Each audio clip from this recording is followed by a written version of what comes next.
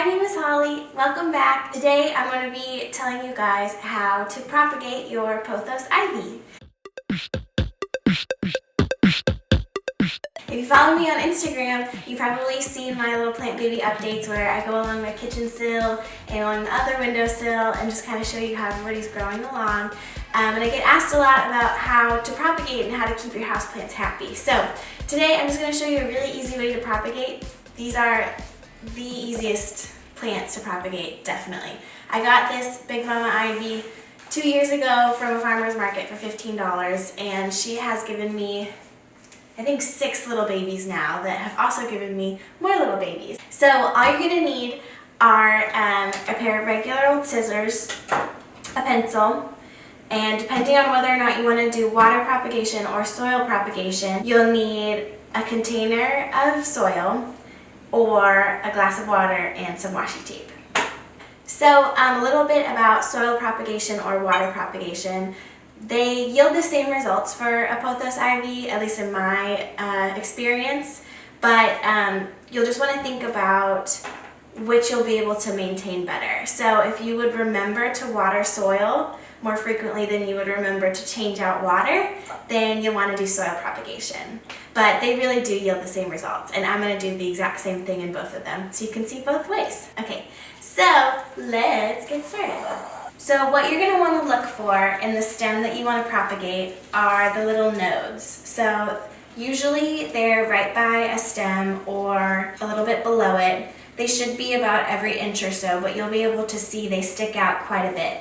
So the only thing you need for a stem to propagate are just one little node and 2 or 3 inches below it. Okay, so my Big Mama ivy is pretty long now, and she lives on top of the piano.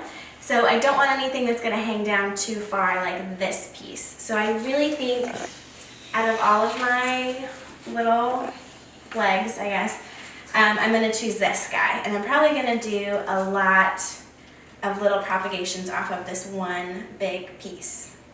So to start with, this leaf doesn't look so hot. So I'm probably going to start with this leaf. So this is where the easiest part comes in. You just grab your scissors, you find your node that you're wanting the root to come off of, and then you cut 2 or 3 inches down. So I'm going to cut right here. Ooh. And then I'm going to cut at the top, right here.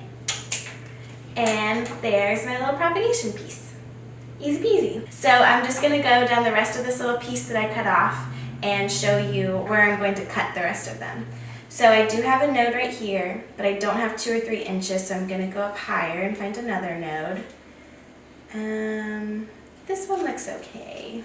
You know what, I'll probably cut it right here just because I've got kind of a fork thing going on. So I'm going to chop that right there. And then I will cut off this leaf too because it's either going to be dunked in the water or in the soil, and it's not going to be much use to us. And now this top part is a little hard because it's super curly and it's got a lot of little leaves on it. So I'm probably going to have to chop a couple of those, but that's okay. So I've got my node right here, and then I'm going to need 2 or 3 inches.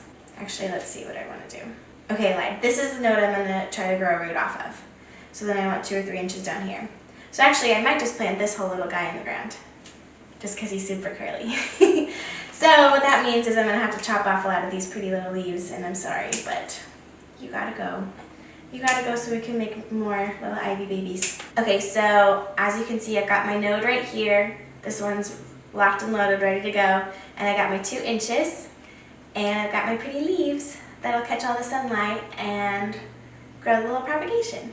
Yay! So I've got 3 little baby propagation thingies, and I think that's all I'm going to do because that's enough. I don't want to trim too much. I get a little attached. So now it's time to plant them. So I'm going to start with this guy because he is the shortest, and I think he's going to have the best time in soil versus in the water. So the easiest part, you take your pencil, you put it right into the soil, you make a nice little hole for the stem, and then you take the stem and you just put it right on in there.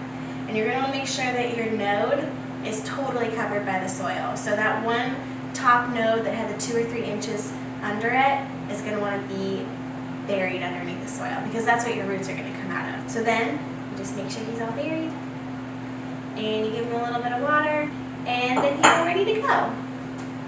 He's ready for some sunlight. He's ready to start growing. Yay! All right, so next we're going to talk about water propagation, which is even easier than the soil one. So you do want to have a longer piece, so you're going to want 3 inches versus 2, just so that he stays up in the water a little bit better. So you've got your glass of water, you've got your little stem, and that's literally all you do. You're done. If your stem doesn't have a nice long leaf like this guy does, I'm going to show you an easy way to help prop up your stem. You're going to get a nice long piece of your washi tape and make it into 2 little halves. You'll put 1 strip on this side and 1 strip on that side. So then you take your little guy and you're going to carefully place him in between the 2 pieces of tape, and voila, he stands up so nice and tall. The only thing you're going to want to make sure is that the tallest node above the 3 inches is going to want to be submerged in water, because that's where your roots are going to grow out. Okay, so now we've got all 3 of our little baby stems planted or in water, and they are all ready to start growing some roots. So let's give these guys a couple of weeks and we'll see how they do. Okay, that's it. We're done. Nice job, baby. Cut!